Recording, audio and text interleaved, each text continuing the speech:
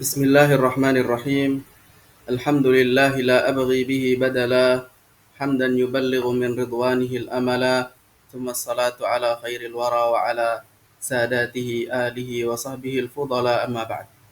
Hadirin kaum muslimin dan muslimat yang dimuliakan Allah Azza wa Jal, kita bersyukur kepada Allah Subhanahu wa taala yang masih memberikan nikmat keimanan, taufik, hidayah dan nikmat waktu luang, terutama di waktu-waktu yang sangat berharga saat ini, di mana amal soleh yang kita lakukan pada hari-hari ini lebih Allah cintai dibandingkan seluruh amal soleh yang dikerjakan di hari-hari lain dalam satu tahun penuh. Maka kita harus memanfaatkan semaksimal mungkin waktu usia yang Allah berikan kepada kita untuk beramal soleh. Yang diantaranya adalah menuntut ilmu syar'i, mempelajari agama Allah Azza wa Jalla. Hadirin yang dimuliakan Allah Tabaraka wa Ta'ala, kita akan membahas beberapa kaidah-kaidah dalam usul fikih yang berkaitan dengan seorang muslim, siapapun itu, bahkan yang belum mencapai tingkatan mujtahid. Seorang muslim yang masih tingkatan tidak mujtahid, masih menuntut ilmu, masih dasar, ini kita akan membahas beberapa kaidah dalam usul fikih, terutama ketika berkaitan dengan meminta fatwa atau bertanya, ingin mencari tahu hukum permasalahan seputar syariat. Buku ini ditulis oleh Profesor Dr.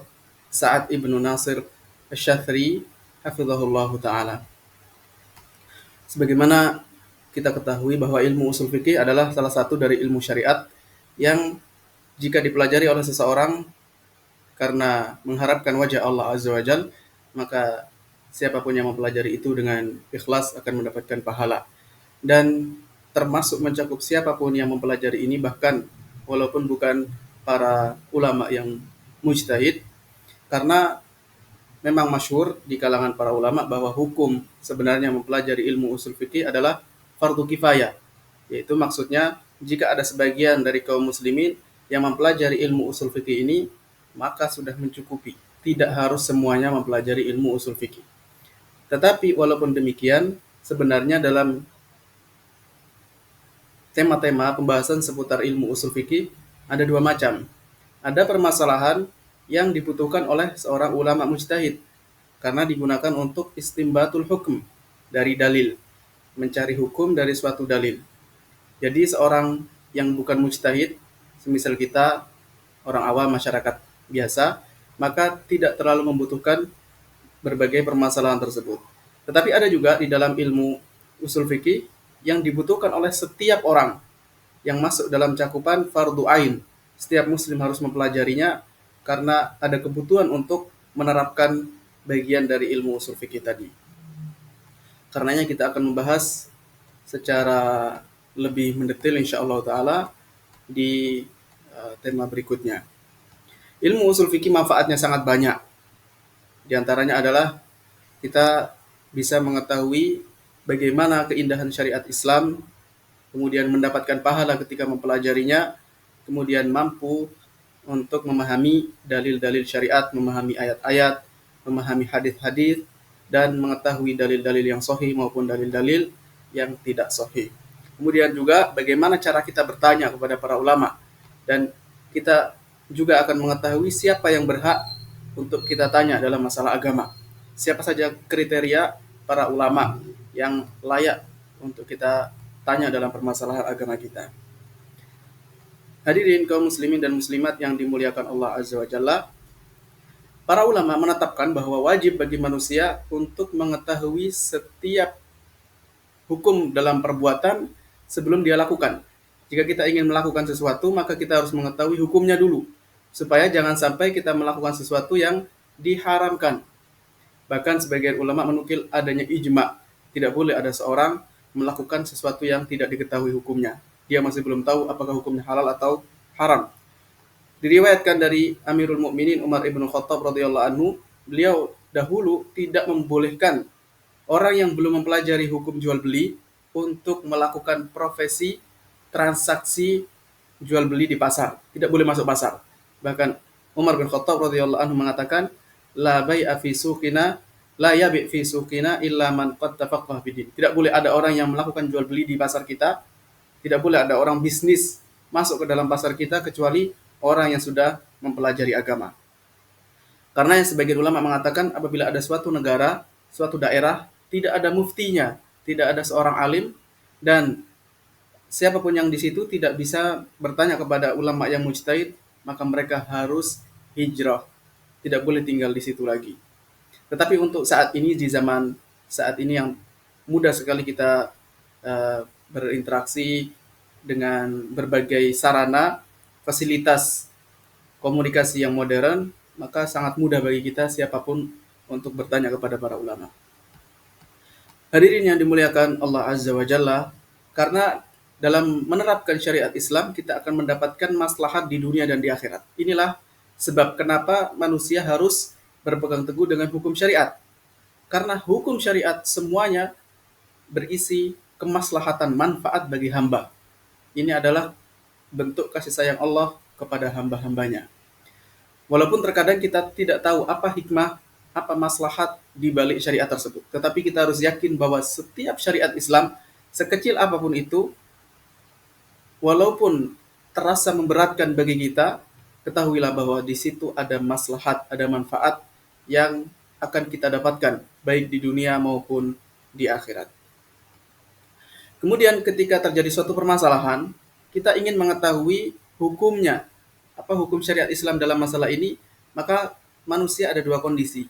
Yang pertama adalah orang yang mampu berijtihad, seorang yang alim, maka dia bisa mencari dari dalil-dalil syariat yang ada dengan kaidah-kaidah usul fikih, kemudian bisa menentukan, mengetahui hukumnya bagaimana. Tetapi terkadang, dan ini kebanyakan kaum muslimin, tidak mampu berijtihad. Dari sinilah dia harus mengetahui hukum tadi melalui cara bertanya kepada para ulama. Kalau dia tidak mampu mencari sendiri dalilnya, memahami dalil tersebut, maka kewajibannya adalah bertanya kepada para ulama. Sesuai dengan beberapa dalil berikut. Yang pertama, firman Allah Ta'ala, Fas'alu ahla dzikri in kuntum la ta'lamun. Bertanyalah kepada ahlu dzikr, orang-orang yang berilmu, jika kalian tidak tahu. Surat An-Nahl ayat 43 dan surat Al-Anbiya ayat 7. Kemudian dalam hadis Rasulullah sallallahu alaihi wasallam pernah bersabda, "Ala sa'alu idza lam ya'lamu fa inna ma syifa'al 'ayyi as-su'al." Tidakkah mereka bertanya ketika tidak tahu? Kenapa tidak bertanya kalau tidak tahu? Karena obat dari kebodohan adalah bertanya. Jadi ketika kita tidak tahu dan ingin mengetahui hukum syariat, caranya adalah bertanya kepada para ulama. Hadis tadi diriwayatkan oleh Al-Imam Al-Bukhari dan Al-Imam Muslim. Kemudian ada ungkapan yang masyhur dari seorang ulama, Al-Imam Asy-Syatibi rahimahullah. Beliau mengatakan, orang yang muqallid, yang bukan mujtahid, jika dihadapkan suatu permasalahan yang berkaitan dengan agama dan dia tidak memahami, tidak bisa mencerna itu, tidak bisa mengetahui hukumnya kecuali dengan cara bertanya. Caranya adalah bertanya. Ketika dia tidak tahu, maka nggak ada cara lagi kecuali bertanya kepada para ulama. Nah, saat ini bagaimana hal-hal yang berkaitan dengan cara, kaidah-kaidah ketika kita ingin bertanya, ingin mencari tahu hukum syariat. Ini poin utama kita. Ada kurang lebih 11 topik. Yang pertama adalah adab seorang yang awam, masyarakat yang awam, masyarakat biasa yang bukan alim, adab ketika menghadapi atau bertanya kepada seorang mufti.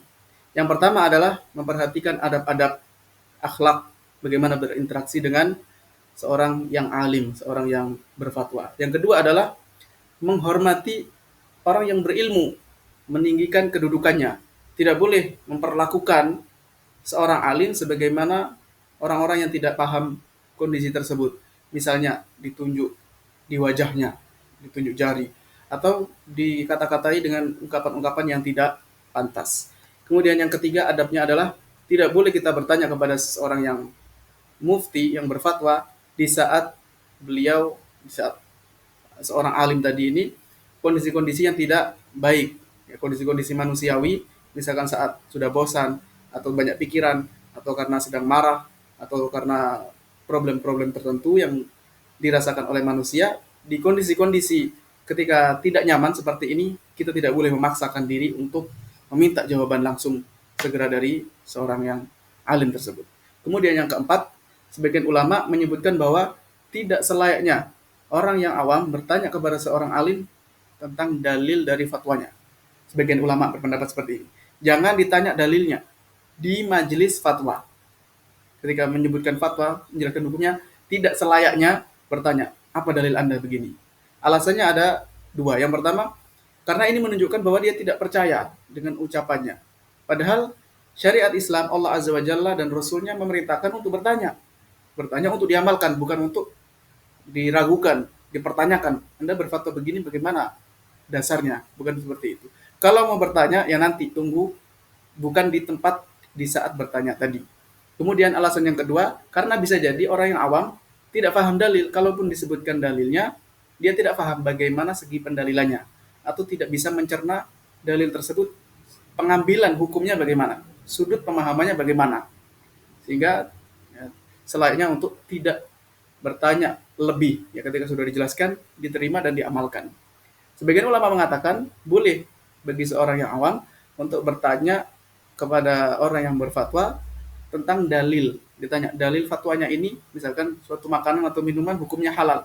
Apa dalilnya? Kalau dia ingin tahu dengan syarat ini, ingka namun starsyidan. Kalau tujuannya ingin mengetahui, ingin mendapatkan ilmu, bukan orang yang membangkang atau hanya sekedar unjuk kehebatan, dia mampu berdebat.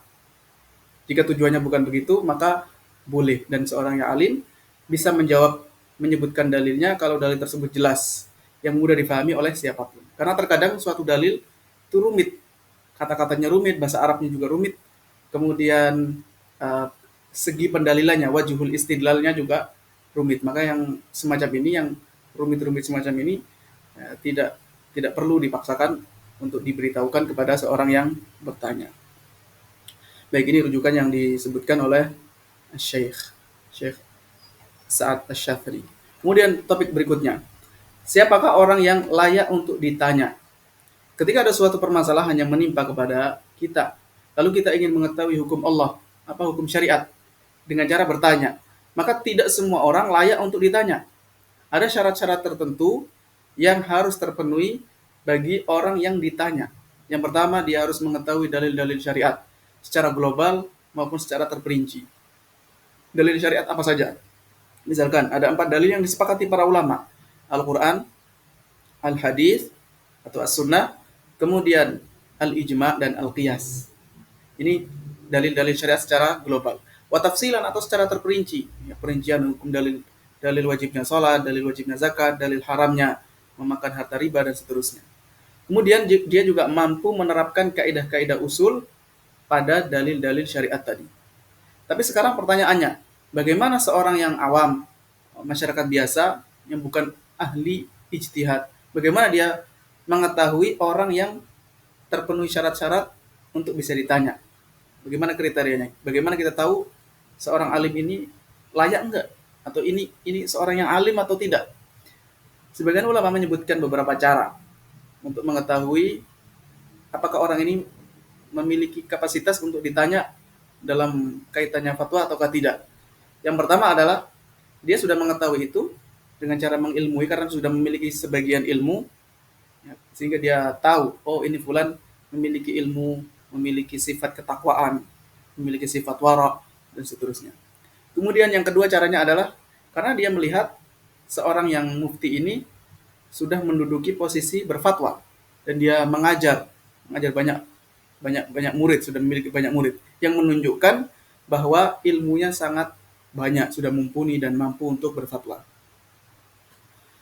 Walaupun la'alla dzalika idza arafa annahu, ya bisa jadi dia tahu nggak mungkin ada orang yang mengajarkan memiliki murid yang banyak, kecuali pasti dia akan mujtahid. Pasti dia seorang yang alim, yang berilmu dan mencapai tingkatan mujtahid. Cara yang ketiga adalah diberi arahan. Jadi ada orang yang mengarahkan, menunjukkan ini ada seorang yang alim yang bisa ditanya dalam masalah agama. Ditunjukkan oleh seorang yang terpercaya dan memiliki pengalaman. lalu disifati ini orang ini ahli ijtihad, memiliki ketakwaan dan seterusnya. Kemudian yang keempat, terkenal sudah masyhur di kalangan manusia bahwa fulan ini seorang syekh, seorang ustadz ini bisa berfatwa karena tersebar dengan cara istifadhah atau mutawatir, sudah tersebar gitu ya, sudah masyhur. Kemudian yang kelima, bisa diketahui juga dengan cara banyak para ulama lain yang menggunakan madhabnya, menggunakan pendapat-pendapatnya, yang merujuk kepada fatwa dan pendapat tadi. Ketika para ulama yang lain merujuk kepada seorang alim ini, maka menunjukkan seorang alim tadi adalah ahli dalam berfatwa. Tetapi orang yang jika kita tidak tahu, tidak bisa kita pastikan apakah ini orang yang layak berfatwa atau tidak, hanya sekedar misalkan orang yang terkenal atau orang yang menunjukkan penampilan, karena penampilan tidak menjamin. Hanya penampilannya selalu menggunakan pakaian-pakaian jubah misalnya, menggunakan penutup kepala, maka tidak boleh. Hanya sekedar indikasi-indikasi yang tidak menunjukkan seorang mufti tadi untuk ditanya. Jadi nggak boleh kita bertanya kepada orang-orang yang tidak memiliki kapasitas, yang memiliki ilmu yang mumpuni. Kemudian pembahasan berikutnya, luzumu fatwal mujtahidi lil ami idza amila bi. Jadi maksudnya adalah ketika masyarakat kita melakukan mengamalkan suatu masalah, kita melakukan fatwa dari seorang mujtahid, seorang ulama. Kita sudah mendapatkan fatwa, sudah kita amalkan. Maka harus kita iltizam, maksudnya adalah berpegang. Kita harus menjalankan amal tersebut dan tidak boleh berubah-berubah. Tidak boleh mencari-cari fatwa yang lain, atau ya kita sudah percaya kepada suatu fatwa dari seorang syekh, seorang alim, mujtahid, maka tidak boleh kita mencari-cari yang lain atau mengubah, mencari pendapat yang lain lagi. Bahkan ada ulama yang menukil ijma bahwa hal ini dilarang. Kecuali dalam kondisi kita tahu ternyata pendapat tadi menyelisihi dalil-dalil syariat. Kecuali setelah kita tahu ternyata dalil yang atau fatwa ini bertentangan, ada dalil, ada ayat atau hadis atau ijma atau qiyas yang bertentangan dengan fatwa tadi, barulah kita tinggalkan. Tapi selama tidak bertentangan dengan dalil, ya harus kita kerjakan. Nggak boleh kita memilih-milih atau mencari-cari yang lain setelah kita mendapatkan hukum fatwa. Tapi kalau belum diamalkan, ya maka tidak ada keharusan untuk terus-menerus menjalankan fatwa tadi.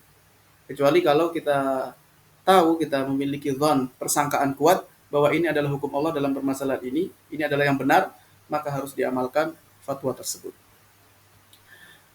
Nah, selanjutnya adalah bagaimana yang dilakukan oleh seorang masyarakat ketika ada seorang alim berubah ijtihadnya.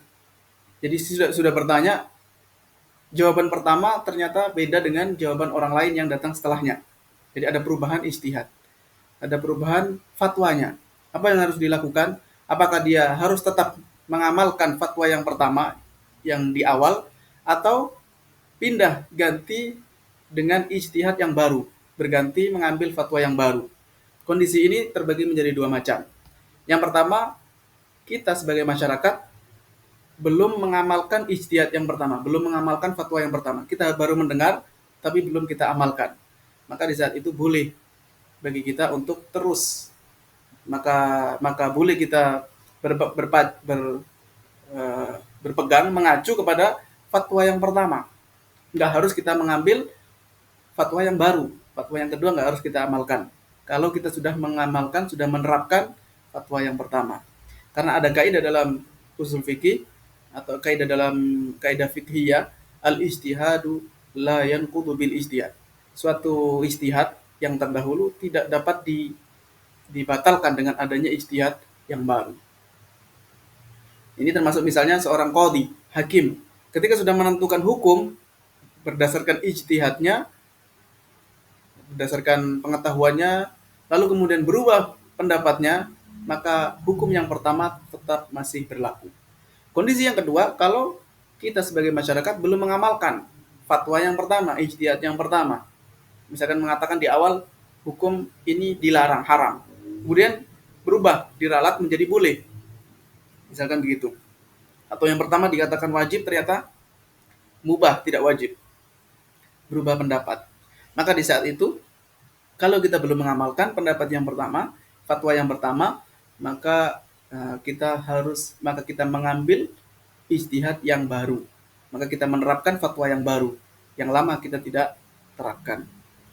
Nah, selanjutnya adalah ketika ada beberapa ulama mufti, ulama mujtahid yang berbeda pendapat.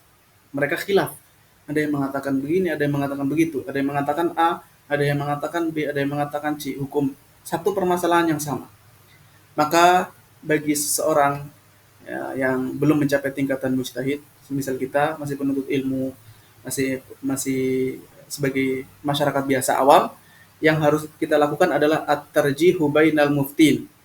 Kita mentarjih antara beberapa ulama mufti yang berfatwa tadi, yang berbeda-beda pendapat, kita tarjih. Kita pilih mana yang lebih kuat.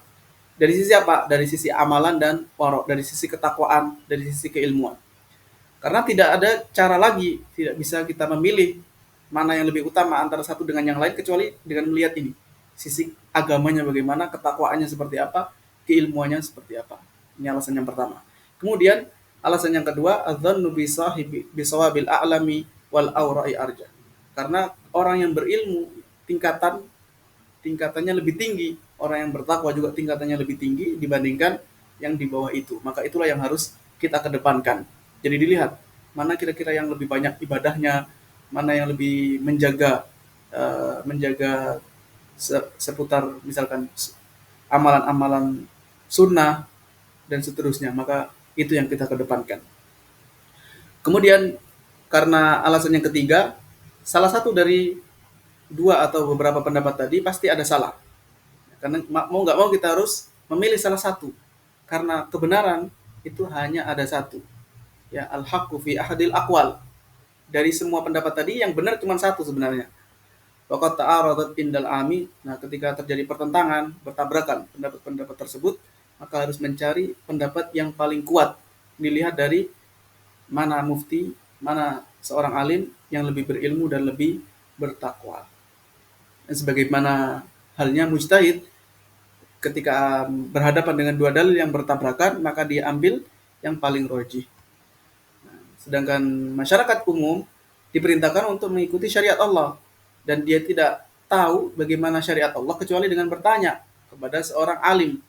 Ketika terjadi pertentangan, ada perbedaan pendapat, yang wajib adalah mencari mana yang kemungkinan kuat ini syariat Allah Azza wa Jalla. Bisa dengan cara lebih banyak mana ulama yang berfatwa dalam masalah tersebut. Misalkan ada 3 pendapat. Salah satu pendapat lebih banyak ulamanya, maka itu yang kita pilih. Berarti itu lebih kuat. Atau dilihat dari sisi keutamaan. Misalkan ada 3 pendapat. Dari 3 pendapat ini, kita lihat ada satu yang ulamanya ini, seorang alimnya ini, syekhnya ini, atau ustadznya ini lebih utama, lebih berilmu dalam masalah syariat, dalam masalah fikih misalnya. Maka itu yang kita pilih. Maka itu yang kita terapkan. Atau karena ada dalil-dalil syariat yang lain. Baik, selanjutnya adalah ketika ada beberapa ulama mujtahid. Kalau tadi kita sudah mendapatkan fatwa tapi ternyata beda-beda. Nah, sekarang kita mau bertanya, ingin bertanya. Ternyata kita sudah dihadapkan dengan beberapa orang. Ada beberapa misalkan 5 ulama. 5 orang ulama. Nah, bagaimana? Apakah kita bisa milih bebas atau kita utamakan salah satu, mana yang lebih utama, atau bagaimana, apa yang harus kita lakukan ketika mau bertanya? Mayoritas ulama berpendapat boleh bagi masyarakat untuk bertanya kepada salah satu dari ulama mujtahid tadi, ya, bebas, dan bisa menerapkan fatwanya, terserah dia. Walaupun yang ditanya ini bukan orang yang lebih utama, bukan yang lebih berilmu, tidak apa-apa. Baik dia fadilan atau mafdulan. Dia yang terbaik dari 5 itu atau enggak, boleh bebas. Dalilnya adalah beberapa ketentuan berikut. Yang pertama firman Allah Ta'ala, fas'alu ahla dzikri in kuntum la ta'lamun. Allah Azza wa Jalla mengatakan, bertanyalah kalian kepada ahli ilmu jika kalian tidak tahu. Allah tidak memerintahkan bertanyalah kepada yang paling. Jadi bebas, boleh kita memilih siapapun. Yang penting semuanya ulama, mujtahid. Ya, walaupun tingkatannya di bawahnya, tidak apa-apa, boleh kita tanya. Ini kalau kondisinya masih mau bertanya. Kemudian yang kedua, karena para salaf mereka ijma, mereka konsensus sepakat bahwa boleh bagi orang yang ilmuannya di bawah. Jadi ada sebagian sebagian ulama yang tingkatannya di atas, lalu ada orang yang di bawahnya boleh mengeluarkan fatwa. Padahal ada yang lebih hebat, yang lebih lebih alim. Misalkan di kalangan para sahabat masih ada Umar bin Khattab radhiyallahu anhu. Maka boleh bagi sahabat-sahabat yang tingkatan di bawahnya untuk berfatwa dan boleh ditanya. Begitu juga ketika di zaman kita saat ini, boleh kita bertanya kepada seorang syekh atau seorang alim, tidak mesti harus kita cari yang levelnya paling tinggi ketika meminta fatwa. Dan semacam ini masyhur di kalangan salaf dan terjadi berulang-ulang, tidak ada yang mengingkari, sehingga bisa dikatakan bahwa ini kesepakatan di kalangan para ulama, boleh bertanya kepada siapapun walaupun mampu bertanya, mampu misalkan kita bisa nanya ke alim yang tingkatannya paling tinggi di dunia saat ini. Misalkan walaupun mampu, maka nggak apa-apa kita bertanya kepada ulama yang tingkatannya di bawahnya. Kemudian di antara ada yang menyebutkan dalilnya boleh bertanya kepada tingkatan yang di bawahnya karena orang yang awam tidak bisa mentarjih, dia tidak bisa mentarjih, memilih mana alim yang lebih hebat karena kita masih awam, nggak bisa gitu, nggak bisa mentarjih. Walaupun pendalilan semacam ini yang ketiga ini ya dibantah, dikritisi oleh sebagian ulama bahwa bisa jadi ya nggak apa-apa kalau misalkan dia bisa mentarjih, memilih mana yang lebih kuat karena atasamu mendengarkan penjelasan orang lain atau karena banyak ulama yang merujuk kepada syekh tadi atau karena banyaknya ulama mufti yang mengarahkan kepada seorang alim tadi atau karena mereka yang mengakui keunggulannya, nggak apa-apa ya. Kalau misalkan kita memilih yang lebih tinggi itu boleh, tapi memilih yang tingkatannya di bawahnya pun tidak masalah, masih masih boleh gitu, dibenarkan. Misalkan di suatu daerah, kalau kita nanya ke alim yang lebih hebat, yang lebih berilmu, kita sulit ya bertanya, melakukan perjalanan dulu, nggak bisa dihubungi dengan fasilitas media media sosial, misalkan harus datang. Sementara kita butuh jawabannya cepat, maka boleh kita bertanya kepada alim yang tingkatannya di bawahnya yang mudah untuk kita tanya. Wallahu alam. Kemudian selanjutnya adalah ketika seorang awam tidak mengetahui, tidak menemukan alim di suatu daerah misalnya, masyarakatnya ini semuanya tidak ada ulamanya. Tidak di, tidak ditemukan ulama mujtahid. Apa yang harus dia lakukan? Jawabannya sebenarnya masalah ini di zaman kita mungkin tidak tergambarkannya, jarang terjadi karena sudah terpenuhi alat-alat sarana komunikasi, kemudian sarana transportasi juga. Kita bisa datang langsung atau kalaupun enggak, ya kita bisa melalui fasilitas fasilitas ya, modern yang ada di zaman kita. Mungkin kita tidak bisa bertanya langsung, tapi masih bisa bertanya kepada orang-orang yang di dekat alim tadi, yang melalui perantara. Misalkan juga disebutkan di sini, walaupun ada orang yang tinggal di Amerika atau di Britania, di Inggris, walaupun jauh dari ulama-ulama, ya, dari Saudi, negara-negara Muslim, tapi saat ini mudah untuk berkomunikasi dengan para ulama yang ada di kerajaan Saudi Arabia.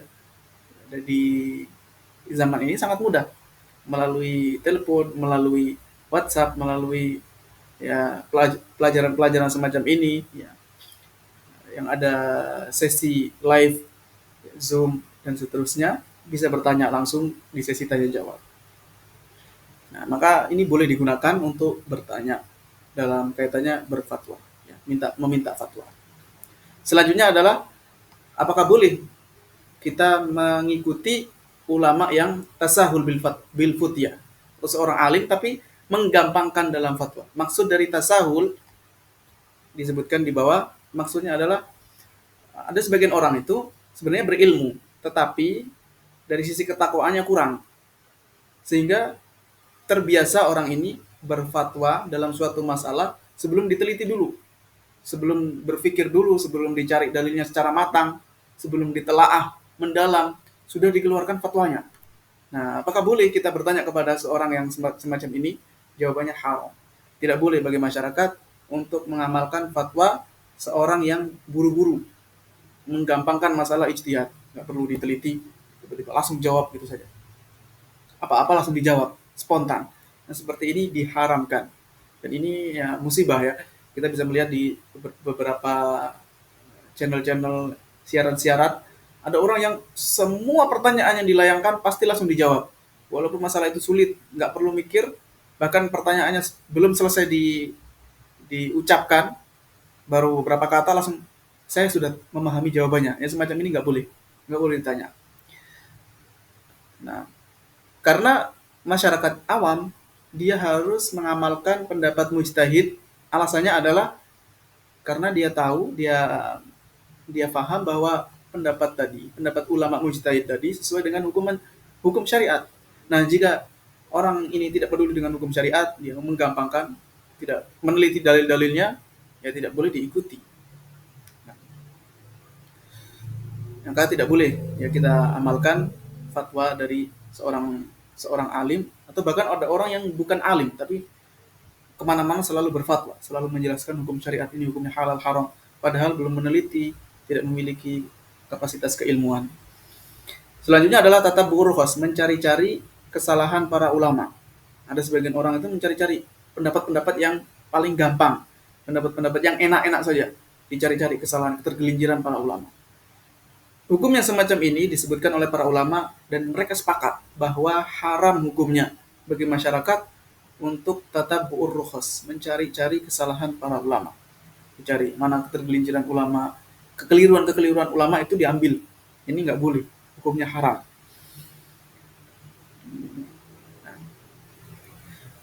Di antaranya adalah ada peringatan ya, dari syariat Islam, tidak boleh kita mengikuti pendapat yang salah, kesalahan seorang ulama tidak boleh kita ikuti. Walaupun mereka tidak berdosa ketika salah, karena mereka telah berijtihad, berusaha mencari, tapi ternyata keliru, tidak disengaja, mereka tidak berdosa, bahkan mereka masih mendapatkan pahala. Tetapi bagi kita yang ingin mengamalkan, tidak boleh mencari kesalahan-kesalahan tadi untuk kita terapkan. Nah, semacam itu ya. Misalkan ada sebagian ulama yang tergelincir, keliru, mengatakan bahwa bunga bank itu bukan harta ribawi. Ya, maka kita tidak boleh mengikuti pendapat ini karena ini adalah ketergelinciran. Dan kita diperintahkan untuk mencari sesuatu yang jelas, yang menjaga agama kita, menghindari hal-hal yang syubhat. Sebagaimana sabda Rasulullah SAW, al halalu bayyinun wal haramu bayyinun. Suatu yang halal itu jelas dan yang haram itu jelas. Tetapi di antara halal dan haram ini ada hal-hal yang mustabihat, ada yang syubhat. Kita tidak bisa mengetahui secara pasti apakah ini halal atau haram.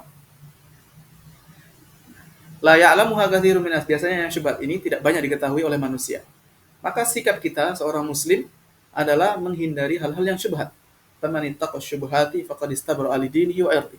Siapapun yang menjauhi hal-hal yang syubhat, maka dia telah menjaga agama dan kehormatannya. Kemudian sabda Rasulullah SAW juga, dak ma yaribuka ila ma la yaribu. Tinggalkan sesuatu yang membuat kamu ragu, ambil yang tidak membuat kamu ragu.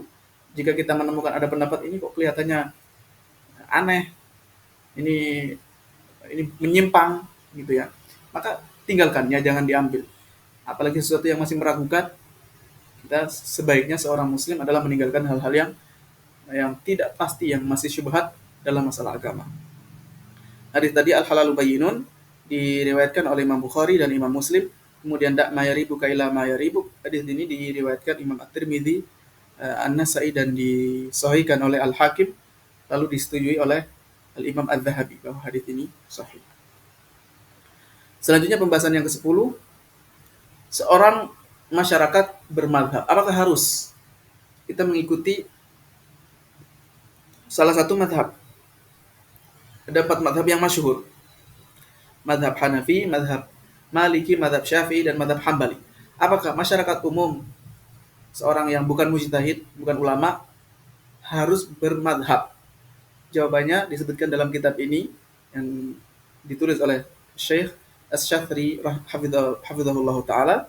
Tidak harus, tidak ada keharusan, tidak ada kewajiban bagi masyarakat umum untuk menisbahkan diri, untuk menyadarkan diri, mengatakan saya mazhabnya begini, yang diambil dari A sampai Z, dari alif sampai ya, diambil. Dia hanya mau mengamalkan kalau dari madhab ini saja, misalkan saya maliki, saya maunya hanya maliki, nggak mau ngambil madhab di luar itu. Maka yang semacam ini tidak ada keharusan, ya, tidak harus semacam itu. Bahkan mayoritas ulama mengatakan hal ini tidak diperbolehkan, ngambil dari awal sampai akhir. Alasannya adalah karena masyarakat umum tidak mengetahui kalamu ahlul madhab atau kalamu ahlil madhahib.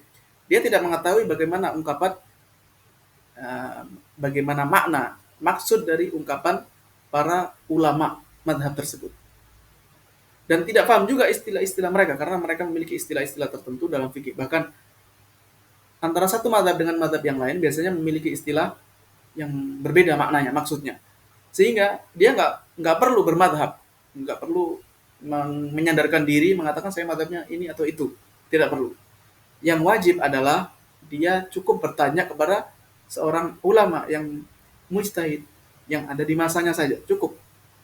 Tugasnya seorang masyarakat umum adalah bertanya, bukan mempelajari sendiri yang masih belum kapasitasnya, belum, dia nggak mampu, belum menjadi kemampuannya. Dia membaca kitab sendiri menelaah, padahal dia membaca saja belum belum bisa, ya, bahasa Arab saja masih belum lancar. Tugas dia hanyalah bertanya. Sebelum dia mengamalkan sesuatu, tanya dulu kepada ulama apa hukumnya masalah tersebut. Nah, jadi jawabannya semacam itu, tidak ada keharusan. Kalaupun ada yang mengatakan, misalnya ada orang yang mengatakan bahwa sebenarnya para ulama menulis kitab dalam madhab, ya. Madhab para ulama menulis hukum-hukum syariat, menulis kitab-kitab fikih. Maka ada kitab, ya, di kalangan madhab tersebut ada fuqaha Hanafiyah, Malikiyah, Syafi'iyah, dan Hanabila. Kalau kita nggak merujuk, kalau kita nggak baca sebagai orang awam, masyarakat biasa tidak membaca kitab-kitab ini, apa faedahnya mereka menulis kitab tersebut? Ya, kalau ada orang yang bertanya begini, apa faedahnya?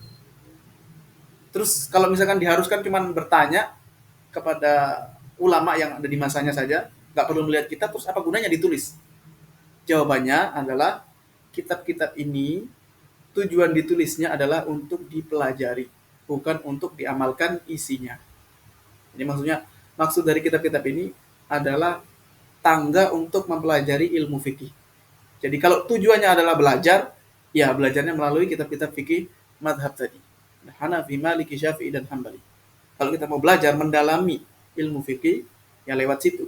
Tapi kalau kita mau mengamalkan, sementara kita masyarakat biasa, ya tidak perlu, tidak ada keharusan untuk melakukan sesuatu yang bukan kemampuan kita. Ya, memang kitab-kitab fikih tadi dari berbagai mazhab tadi, kitab-kitab yang memiliki nilai yang berharga dalam memahami kalamullah, kalamu Rasulullah sallallahu alaihi wasallam, dan untuk memahami gambaran masalah-masalah fikih.